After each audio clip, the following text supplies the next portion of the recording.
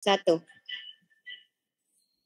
Bapak Ibu, kita akan mulai presentasi hari ini terkait webinar kita, tata kelola pengadaan barang jasa konstruksi, Rabu 23 Juni 2021. Kita percepat nanti kalau bisa lebih baik supaya Bapak Ibu tidak terganggu melakukan aktivitas lainnya.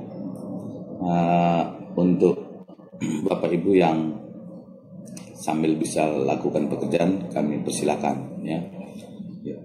Ya, next slide.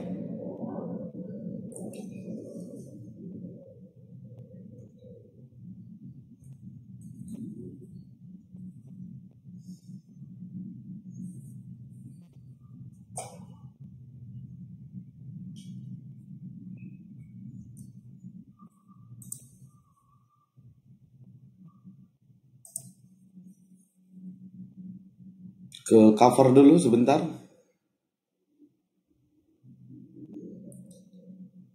Ke playernya dulu.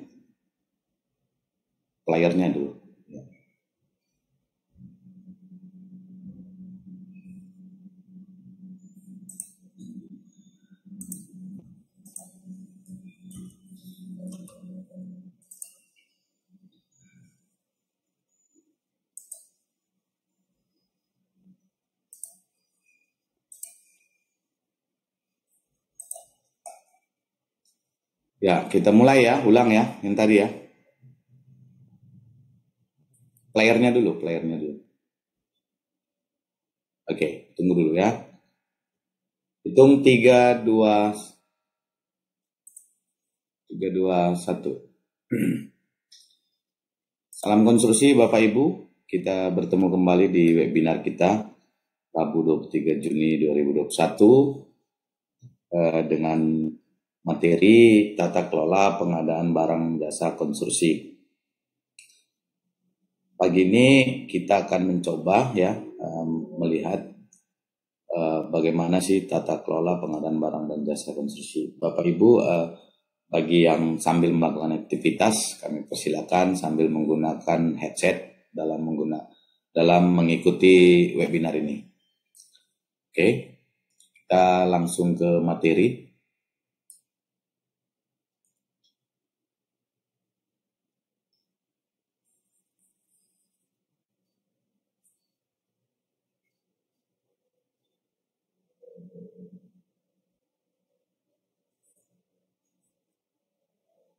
Asosiasi Pengusaha Pelaksana Kontraktor dan Konstruksi Nasional seperti yang diamanatkan Kementerian PUPR melalui LPJK, Lembaga Pengembangan Jasa Konstruksi, memang mewajibkan ya bahwasanya setiap asosiasi, terutama kita APENAS ya, untuk melakukan pemberdayaan anggota. Dan saat ini kita melakukan pemberdayaan anggota dengan materi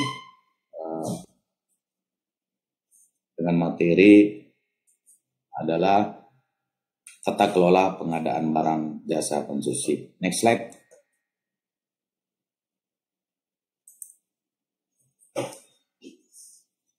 Pengaturan pengadaan jasa konstruksi di Indonesia ya, itu diatur dalam pengaturan pengadaan jasa konstruksi dalam Peraturan Presiden Nomor 54 Tahun 2010.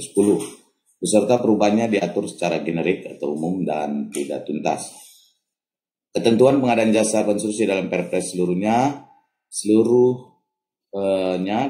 telah sesuai bagi tuntutan pelaksanaan pengadaan pada sektor konstruksi. Best practice dan inovasi pengadaan jasa konstruksi di ranah internasional yang terus berkembang, sehingga perlu pengaturan spesifik pengadaan jasa konstruksi sesuai dengan Permen PU nomor 31 tahun 2015, sehingga pemerintah kita melalui Kementerian PU ya telah menerbitkan ya nomor 15. Inilah tahapan-tahapan pengadaan barang dan jasa di bidang konstruksi. Yang pertama sekali kita harus melihat bagaimana perencanaan kebutuhan ya. Perencanaan kebutuhannya, kemudian pemilihan penyediaan jasa, pelaksanaan pekerjaan konstruksi, penerimaan hasil pekerjaan, Ini harus kita lihat menjadi satu kesatuan yang utuh sehingga kita bisa mengetahui dari mulai perencanaan, kemudian tahap ke pemilihan penyedia jasa atau kanan ya, kemudian bagaimana dalam pelaksanaan pekerjaan konstruksi tersebut. Dan itu semua menjadi satu tujuan goal daripada kita ya dalam menerima hasil dari pekerjaan. Kita bisa lihat di sini perencanaan kebutuhan yang meliputi identifikasi kebutuhan dan kelayakan, kemudian pemrograman, kemudian perencanaan teknis. Kemudian bagaimana sih kita melihat pemilihan penyedia jasa? Yang pertama, pengkajian ulang rencana pengadaan, yang kedua pelaksanaan pengadaan, yang ketiga administrasi pengadaan. Kita akan bahas satu-satu ya Bapak Ibu. Bagaimana identifikasi kebutuhan dan kelayakan? Yang pertama, identifikasi kebutuhan dan kelayakan. Fungsi daripada bangunan tersebut, fungsi daripada proyek tersebut adalah harus kita pastikan kita identifikasikan kebutuhannya untuk apa, kemudian bagaimana letak lokasinya, bagaimana ketahanan hukum di sana ya. Jadi apa saja yang menjadi tertib administrasi di lingkungan tersebut. Kemudian kita buat programnya, ya, program project tersebut. Kemudian bagaimana sih perencanaan teknis? Perencanaan teknis ini macam ragam Bapak Ibu. Bisa kita lihat atau kita lakukan ya melalui konsultan perencanaan ya. Jadi melalui konsultan perencanaan, kemudian dari pihak ketiga yang menjadi semacam PE ya, professional engineering. Kita harus mereview semua yang kita rencanakan tersebut. Kemudian dalam pemilihan penyedia jasa, ya pengkajian ulang rencana pengadaan. Jadi mereview, nah ini yang paling penting, mereview, dikaji dan bagaimana evaluasi daripada perencanaan tersebut. Ya. Kemudian pelaksanaan pengadaan, kapan dan di mana akan dilaksanakan pengadaan tersebut. Dan bagaimana tim teknis ataupun tim Pokja ya yang harus ditentukan dalam pelaksanaan pengadaan tersebut. Administrasi pengadaan juga harus kita siapkan dengan dokumen-dokumen terkait ya Bapak Ibu. Dokumen-dokumen seperti persyaratan, tender, kemudian siapa-siapa saja yang layak dan dapat mengikuti tender tersebut. Kemudian KAK ya, kerangka acuan kerja, RKS ya, jadi itu semua harus kita persiapkan dari dini. Dan secara struktur organisasi juga kita harus siapkan juga. Ini nanti di user ya, di daerah Pokja ya, atau PPK-nya yang menyiapkan ini. Nah, namun di area kontraktor sendiri kita hanya melihat ya pelaksanaan pekerjaan konstruksi. Jadi persiapan prakonstruksinya, ya kesiapan lahan, kesiapan lokasi dan segala macamnya. Kemudian bagaimana lingkungan kerja di sana, bagaimana penerapan metode-metode atau kaidah-kaidah kerja, kaidah-kaidah proyek di tempat proyek tersebut. Kemudian pelaksanaan pekerjaan konstruksi itu juga bisa kita lihat contoh time schedule daripada proyek tersebut, kebutuhan atau pemenuhan kebutuhan material ya, itu mobilisasi jarak proyek dengan supplier ataupun dengan distributor segala macam, itu juga harus kita perhatikan dengan baik. Yang ketiga, pengendalian dan monitoring progres pekerjaan konstruksi. Pengendaliannya bagaimana sih? Apakah ada review, apakah ada MOM, minutes of meeting, seperti itu ya Bapak Ibu. Jadi memang kita harus betul-betul melaksanakan ini dengan baik dan benar ya. Karena apa? Karena timeline, kemudian operation cost, kemudian mendapatkan material itu juga akan mempengaruhi daripada monitoring progres pekerjaan tersebut. Dalam penerimaan hasil pekerjaan ya, user atau end user ya, owner akan melihat bagaimana identifikasi dan persiapan perangkat penerimaan hasil pekerjaan. Siapakah yang akan menyelesaikan BASPT, berita acara serah terima pekerjaan, dan siapa yang akan melakukan cross check dalam hasil pekerjaan yang kita update secara progres, apakah itu daily, weekly, atau monthly. Jadi tergantung perencanaan dari awal. Jadi itu yang harus dipikirkan ya Bapak Ibu. Pelaksanaan penerimaan hasil pekerjaan. Jadi pelaksanaan penerimaan hasil pekerjaan, bagaimana sih kita bisa bersama-sama ya sepaham dengan progres yang kita atau kontraktor ajukan kepada user, sehingga kalau terjadi diskrepensi daripada progres result tersebut, maka akan dibutuhkan cross check masing-masing pihak ya, kemudian kembali kepada RAB, referensinya RAB maupun drawing terkait. Seperti itu Bapak Ibu. Kemudian proses serah terima pekerjaan. Jadi dalam penerimaan pekerjaan itu macam ragam ya Bapak Ibu. Yang perlu kita perhatikan adalah pada saat serah terima pekerjaan, kelengkapan dokumen harus jelas, bukti-bukti pekerjaan selesai juga harus jelas yang dibuktikan dengan foto-foto proyek, kemudian dokumen-dokumen lainnya ya. Kemudian dokumentasi dan administrasi hasil pekerjaan. Ini tadi yang di item 3 dan 4 saling terkait ya Bapak Ibu. Karena item 3 dan 4 adalah menjadi satu kesatuan yang tidak terpisahkan. Ya, sehingga para kontraktor bisa mendapatkan haknya dan user ataupun end user itu mendapatkan haknya juga. Jadi kita di sini harus bersama-sama sekatan antara user dengan kontraktor, progres-progres tersebut. Untuk itulah biasanya untuk proyek-proyek besar ya, user atau end user pada umumnya menggunakan konsultan pelaksanaan ya, konsultan pelaksana. Jadi pada saat dibutuhkan pihak ketiga yang untuk mereview segala macam progres tersebut, maka konsultan pelaksana tersebutlah yang akan menjadi semacam wasit ya dalam progres yang kita ajukan. Itu next slide. Tahapan pengadaan barang jasa konstruksi ini bisa kita lihat ya, Bu.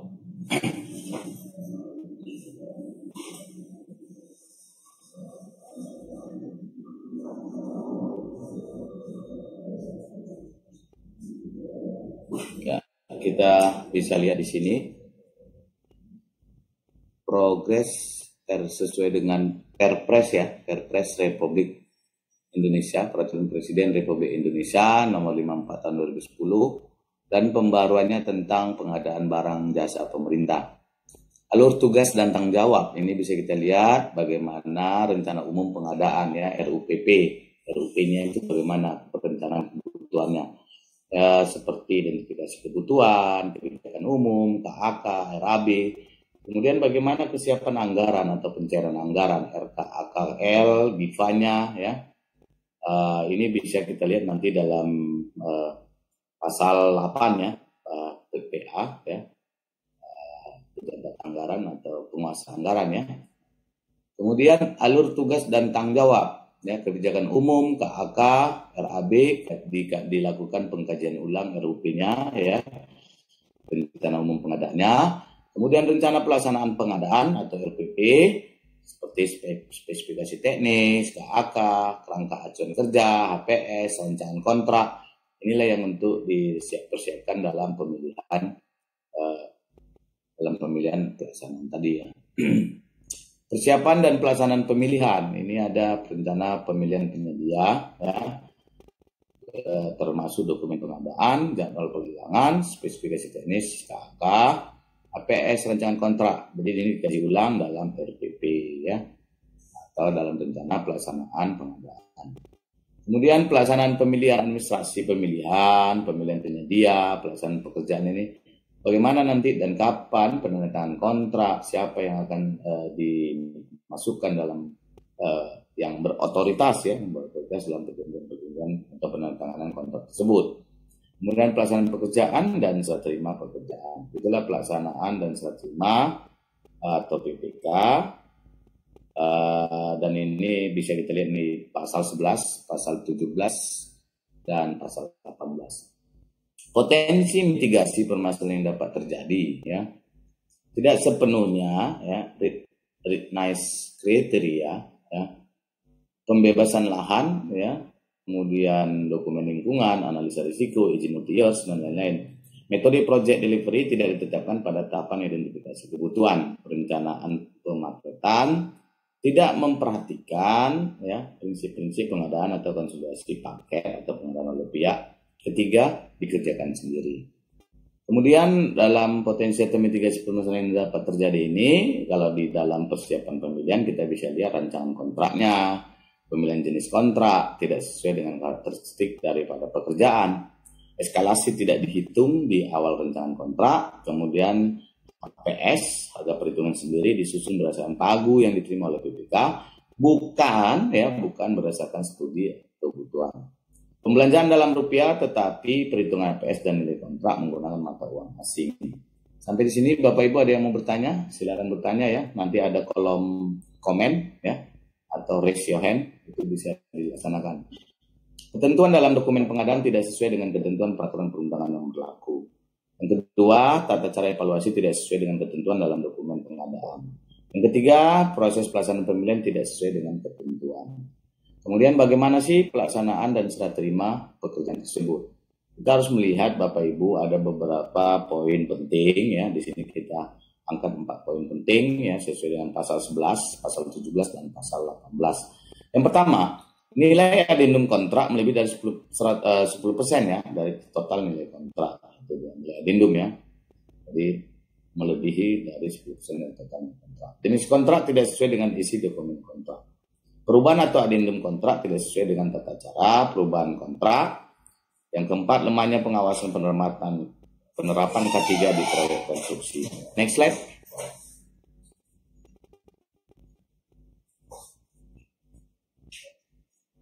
Ya, ini 1.A ya.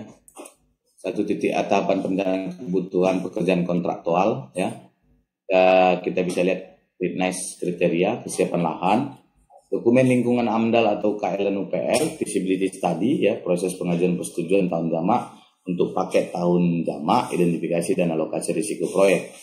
Ya, untuk pekerjaan tunggal itu ada DED atau gambar desain. DED tahu ya Bapak Ibu ya, desain engineering, detail engineering design ya, atau gambar desainnya. Spesifikasi teknis ya, bill of quantity atau BOQ atau daftar kualitas dan harga ya. Pekerjaan terintegrasi design goal ya, yang kita bisa lihat di sini data peta geologi teknis lokasi pekerjaan, referensi data penyelidikan tanah geoteknik untuk lokasi terdekat dengan lokasi pekerjaan.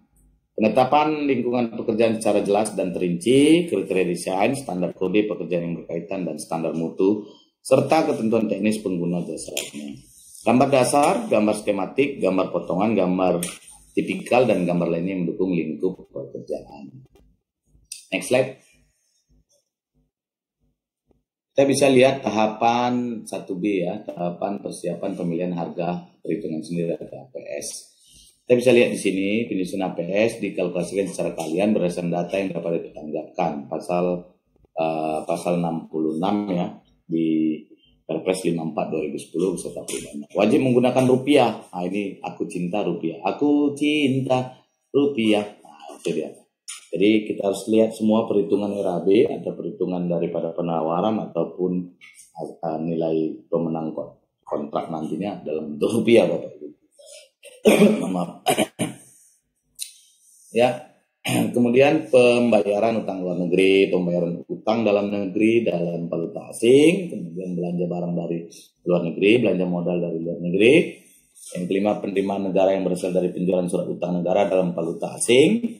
Dan yang keenam, transaksi lainnya dalam rangka pelaksanaan anggaran pendapatan dan belanja negara seperti setoran pajak, pisahan rival, dan penerimaan negara bukan pajak. Penerimaan atau pemberian hibah dari atau ke luar negeri yang dilakukan oleh para pihak yang salah satunya berkedudukan di luar negeri. Ini juga sesuai dengan peraturan Bank Indonesia ya Bapak Ibu. Peraturan Bank Indonesia nomor 17 tahun 2015 atau surat edaran Bank Indonesia nomor 17 tahun 2015. Kita bisa lihat di sini pekerjaan konstruksi, jasa konsultan ya, konsultasi. Jadi pekerjaan konstruksi itu bagaimana sih ke kontrak harga satuannya, ya, kontrak lamsam, ya. Kemudian untuk jasa konsultannya juga begitu, ya, berlaku kontrak harga satuan maupun kontrak lamsam. Daftar kuantitas dan harus diupload, ya, dan merupakan bagian daripada dokumen seleksi. Kemudian daftar kuantitas dan harga tidak perlu dilampirkan. Daftar kuantitas dan harga harus diupload dan merupakan bagian daripada dokumen seleksi. Detail RAB tidak perlu dilampirkan. Bagaimana sih remunerasi tenaga ahli yang wajib, ya, diperhatikan melalui amanat daripada Peraturan Menteri PUPR nomor 19 tahun 2017 tentang standar remunerasi minimal tenaga kerja konsultasi pada jenjang jabatan ahli untuk layanan jasa konsultasi, ya, konsultansi konsulsi. Kemudian untuk besaran remunerasi minimal tenaga kerja konsultasi pada jenjang jabatan ahli dan layanan jasa konsultasi itu bisa kita lihat Bapak Ibu di keputusan Menteri PUPR, ya, di tahun 2017. Next slide. Sampai sini ada yang mau bertanya Bapak Ibu? Silakan raise your hand, angkat tangan, atau bisa membuat di kolom chatting, ya. Menyusun APS harga perhitungan sendiri sesuai Permen PUPR nomor 31, ya, garis miring PRT, garis miring M, garis miring 2015.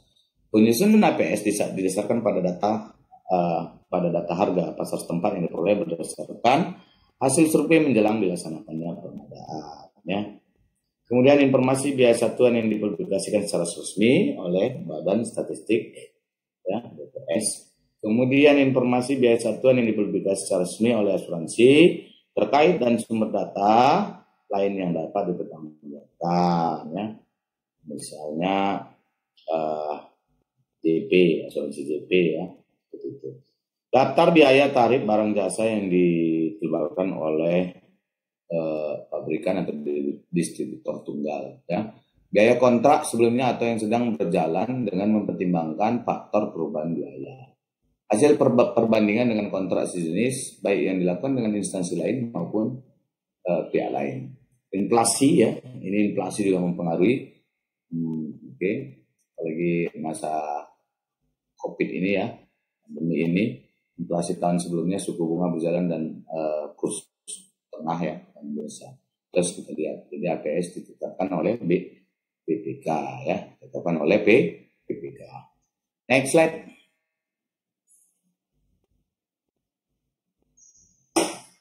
Pekerjaan konstruksi tunggal, ya, sesuai dengan Permen PU nomor 7 tahun 2011, Jungto, ya, Jungto nomor 31 tahun 2015. Harga satuan. Kontrak berdasarkan satuan pasti dan tetap untuk setiap satuan unsur pekerjaan dengan spesifikasi teknis tertentu, ya. Volume pekerjaannya masih bersifat pekerjaan sementara. Pembayarannya didasarkan pada hasil pengukuran bersama volume pekerjaan. Lamsam, ya, jumlah harga yang pasti dan tetap semua risiko ditanggung oleh penyedia barang jasa. Kemudian yang gabungan HS dan LS, lamsam tadi. Jadi gabungan daripada harga satuan dan lamsam. Kemudian pekerjaan konstruksi terintegrasi berdasarkan Permen PUPR 12 tahun 2017. Kontrak dengan jumlah harga yang pasti dan tetap. Semua risiko yang mungkin terjadi dalam proses penyelesaian pekerjaan sepenuhnya ditanggung oleh penyedia dan pengguna jasa tidak berubah. Next slide. Pekerjaan jasa konstruksi Permen PU 07 2011 Jungto 31 tahun 2015 harga satuan. Kontrak didasarkan atas input, ya, tenaga ahli dan biaya langsung terkait. Jenis pekerjaan pada kelompok ini yaitu supervisi, pengawasan pekerjaan konstruksi, monitoring, konstruksi, survei, dan lainnya. Kalau lamsam gimana Bapak Ibu? Kontrak didasarkan atas produk keluaran output base. Jenis pekerjaan terkelompok ini yaitu visibilitas tadi, desain, studi, evaluasi kajian, telaah, pedoman, petunjuk pelaksanaan, petunjuk teknis, produk hukum, dan sertifikasi, dan lainnya. Ada pertanyaan sampai sini Bapak Ibu? Lanjut, belum ada di grup chatting, ya. Silakan, ya, kalau yang mau bertanya, raise your hand, angkat tangan, ada logonya situ, ada simbolnya, ya. Kemudian kita akan lanjutkan. Next slide.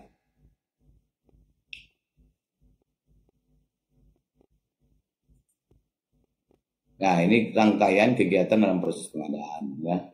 Jadi pengumuman, pendaftaran, dan pengambilan dokumen dokumen, penjelasan pemasukan dokumen penawaran, pembukaan dokumen, evaluasi dokumen penawaran, penetapan pemenang, pengumuman pemenang, sanggahan, dan SPWJ. Di sini ada 3 kategori besar ya dalam persiapan pemilihan pelaksanaan. Rencana umum, pengaduan RUP rencana pelaksanaan pengadaan ya, atau rencana umum pengadaan itu RUP ya, rencana pelaksanaan pengadaan RPP ya. Rencana pemilihan penyedia RPLP, itu singkatan-singkatan biar gampang kita mengetahui apa namanya. Kemudian penandatangan kontrak, pelaksanaan pekerjaan, dan serah terima, itulah dalam kategori pelaksanaan. Next slide.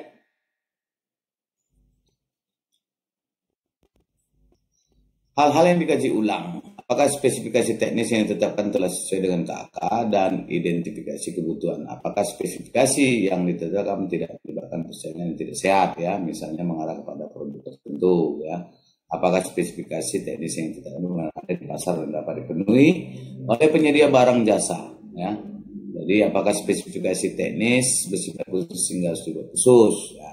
Kemudian level penyedia yang mampu menyediakan barang jasa atau produsen atau importir atau distributor atau retailer. Itulah spesifikasi teknis yang dibutuhkan. Ada 5 poin penting untuk spesifikasi teknis. Next slide.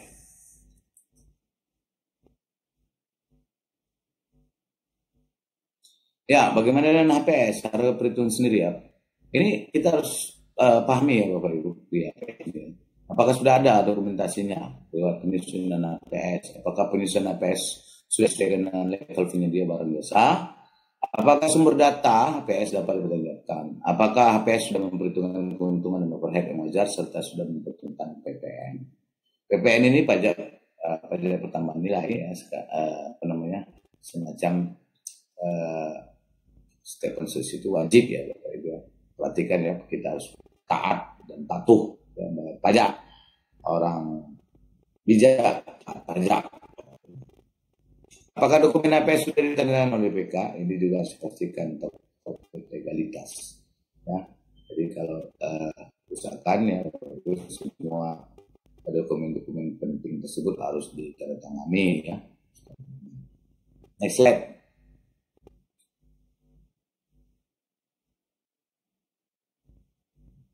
Ya, ini rancangan kontrak ya. Kita lihat rancangan kontrak itu ada 6 kategori besar yang kita lakukan di sini ya.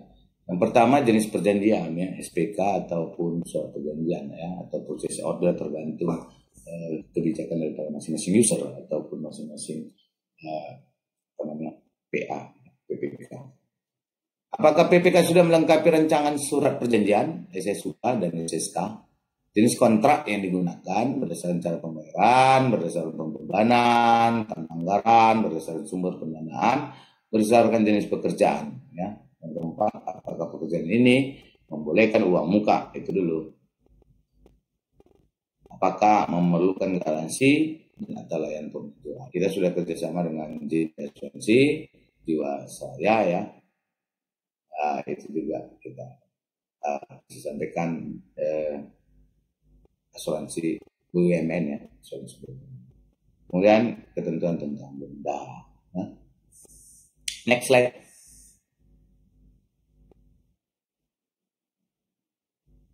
Kualifikasi merupakan proses penilaian kompetensi dan kemampuan usaha serta pemenuhan persyaratan. Maaf. Persyaratan tertentu lainnya dari penyedia barang jasa.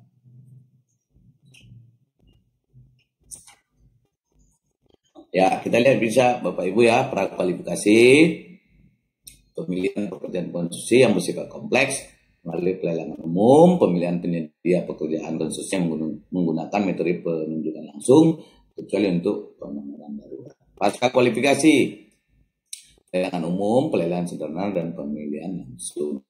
Penilaian kualifikasi dilakukan dengan metode sistem gugur. Ya, slide. Kualifikasi merupakan proses penilaian kompetensi dan kemampuan usaha serta pemenuhan persyaratan tertentu lainnya dari penyedia barang jasa. Prakualifikasi ya, pemilihan penyedia jasa konstruksi.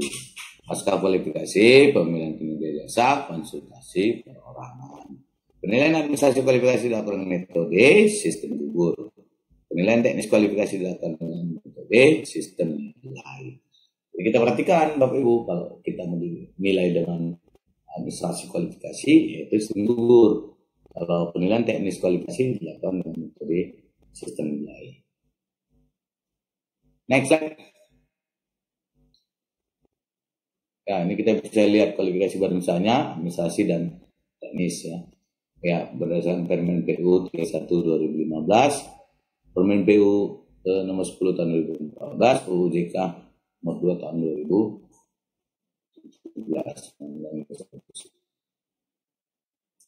Apa aja yang terdiri dari administrasi itu? SBU, izin usaha, finansial, atau penilaian BU ya, bangun usaha. Teknis, pengalaman BU 4 tahun terakhir, KD, ya, kemudian keenggalangan sejenis ya, SKP, personal inti, peralatan utama.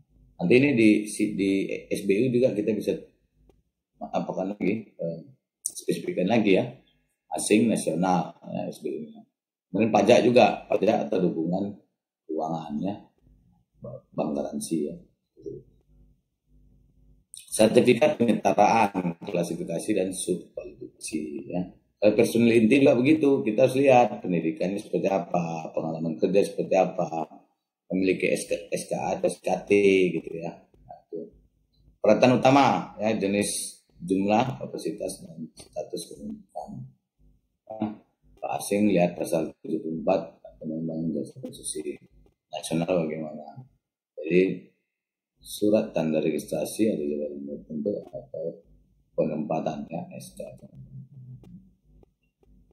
Kemudian mereka akan melapor ke namanya secara jabatan masing-masing. Kemudian SKA atau SKT nasional ini ya bisa SK itu bisa muda, madya ataupun utama. Next slide.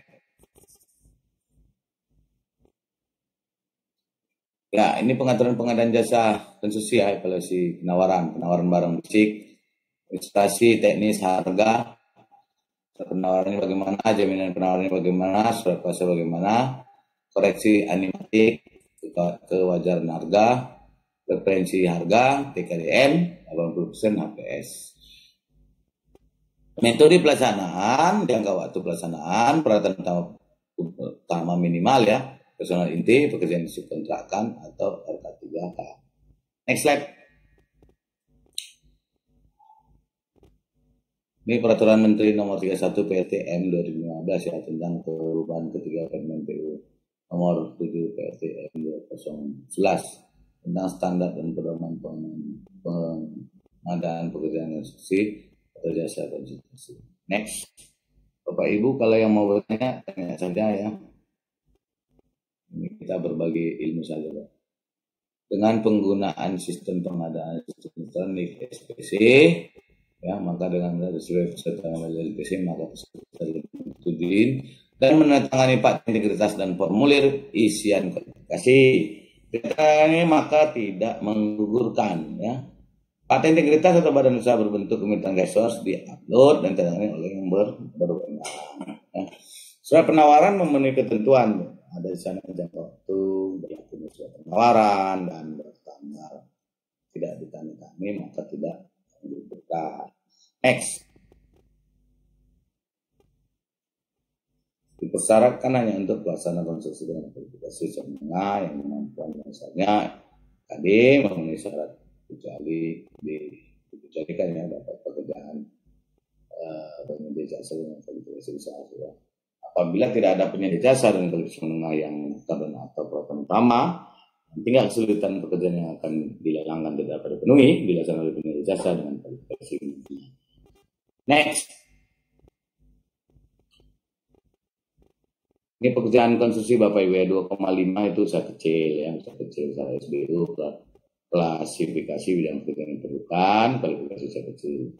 Nah, yang sudah lihatnya 2,5 sampai 50 miliar sudah menengah ya, dari besar SBU.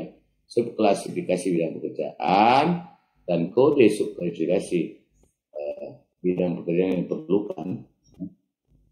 Contoh paket pekerjaan jalan dengan nilai asal subkualifikasi bidang jasa pelaksana konstruksi jalan raya SI 003. Subkualifikasi usaha M, ya, M1 maupun M2. Di atas 50 miliar itu syarat besar ya. Syarat SBI-nya bagaimana? Subkualifikasi bidang pekerjaan dan kode subkualifikasi bidang pekerjaan itu diperlukan. Oke, next slide. Ini juga ya usaha kecil ya, syaratnya kecil daripada 750 juta. Syarat SBI kualifikasi bidang pekerjaan yang ditentukan atau ditentukan, kemudian kualifikasi usaha kecil. Di atas 70% ya, itu masih ada usaha kecil ya, subkualifikasi bidang pekerjaan dan kode subkualifikasi bidang pekerjaan yang diperlukan. Contoh pakai pengawasan pekerjaan dengan nilai 1 miliar. Syarat subkualifikasinya bidang jasa pengawasan pekerjaan konstruksi teknik sipil dan transportasi RE 202. Subkualifikasi usaha non kecil M1, M2 maupun B. Ya, next slide.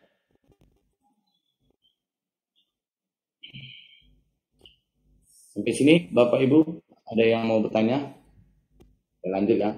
Belum ada yang bertanya. Jaminan penawaran sampai dengan 2,5% ya. Tidak diperlukan surat jaminan penawaran. Di atas 2,5 miliar ya sampai 50 miliar dapat diterbitkan oleh bank umum,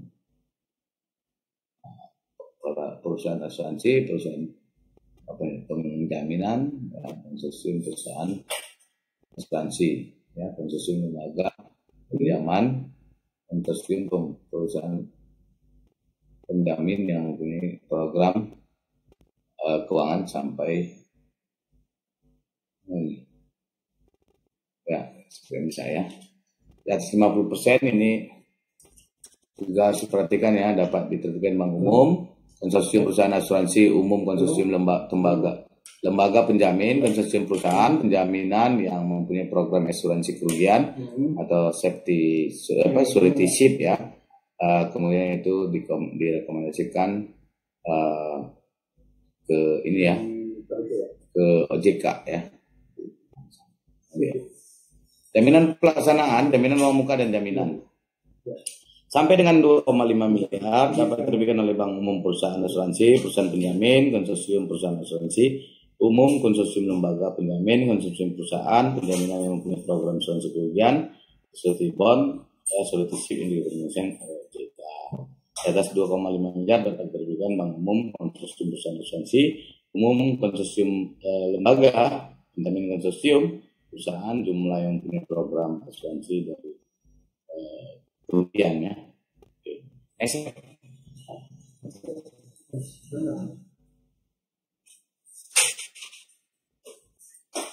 Administrasi, jaminan pada pekerjaan konstruksi, jaminan penawaran sampai dengan 2,5 miliar. Tidak diperlukan surat jaminan penawaran ya. Di atas 2,5 miliar ya sampai 50 miliar ya, itu dapat diterbitkan oleh bank umum, perusahaan asuransi, perusahaan penjamin. Di atas 50 miliar dapat diterbitkan bank umum. Jaminan pelaksanaan, jaminan muka dan jaminan lainnya ya. Next slide. Next. Ya, ini jaminan-jaminan ya. Jaminan juga harus ditandatangani ya oleh leader konsorsium. Next.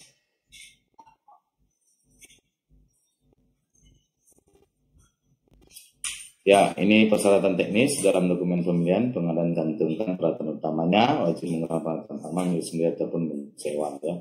Untuk 200 miliar. Next slide.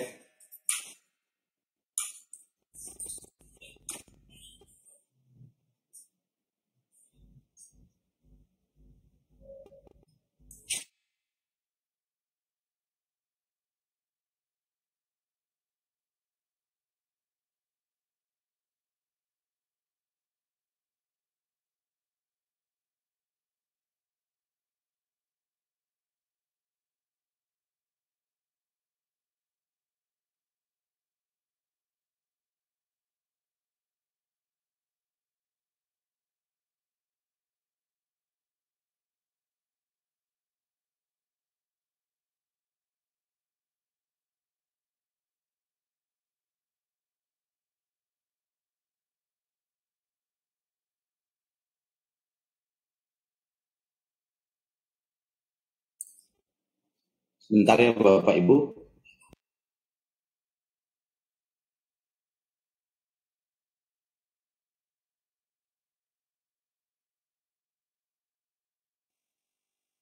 Iya Pak, baik Pak.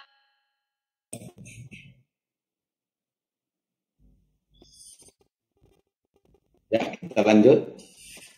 Ketentuannya jika menawarkan kesempatan yang sama untuk beberapa paket pekerjaan, makanya dapat ditetapkan sebagai pemenang ya pada satu paket pekerjaan dengan cara melakukan klarifikasi untuk menentukan peralatan tersebut akan ditempatkan. Sedangkan untuk paket pekerjaan lainnya dinyatakan peralatan tidak ada dan dinyatakan gugur. Bagaimana pengecualiannya? Dikecualikan waktu penggunaan alat tidak tumpang tindih, overlap ya.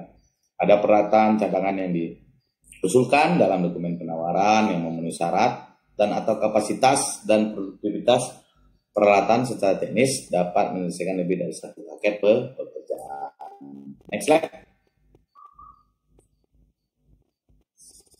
Ya, tentunya jika menawarkan personal yang sama untuk beberapa paket pekerjaan, maka hanya dapat ditetapkan sebagai pemenang pada satu paket pekerjaan dengan cara melakukan klarifikasi untuk menentukan personal tersebut akan ditempatkan, sedangkan untuk paket pekerjaan lainnya personal dinyatakan tidak ada dan dinyatakan gugur. Pengecualiannya untuk pekerjaan konstruksi apabila personal yang diusulkan penugasannya sebagai kepala proyek atau ada personal cadangan yang diusulkan dalam dokumen penawaran yang memenuhi syarat. Untuk jasa konsultasi menggunakan kontrak lamsam paling banyak 3 paket atau bagian lamsam pada kontrak gabungan lamsam dan harga satuan atau untuk kontrak harga satuan dengan personal diusulkan penugasan tidak tumpang tindih atau overlap. Permasalahan umum persyaratan personil yang berlebihan. Next.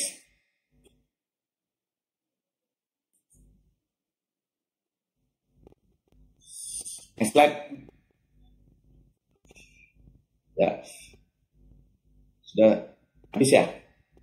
Sampai sini ada pertanyaan Bapak Ibu? Halo Bapak Ibu? Ya. Habis? Admin? Ya. Sampai di sini dulu Bapak Ibu ya. Kalau ada yang bertanya silakan. Ada yang mau bertanya? Atau di ruang chatting ataupun di raise your hand ya. Nah, ya, kalau tidak ada lagi Bapak Ibu, sampai di sini kami akhiri. Selamat beraktivitas. Salam konstruksi Bapak Ibu dari kami APENAS, Asosiasi Pengusaha Pelaksana Kontraktor dan Konstruksi Nasional. Sampai bertemu kembali di webinar berikutnya. Salam konstruksi.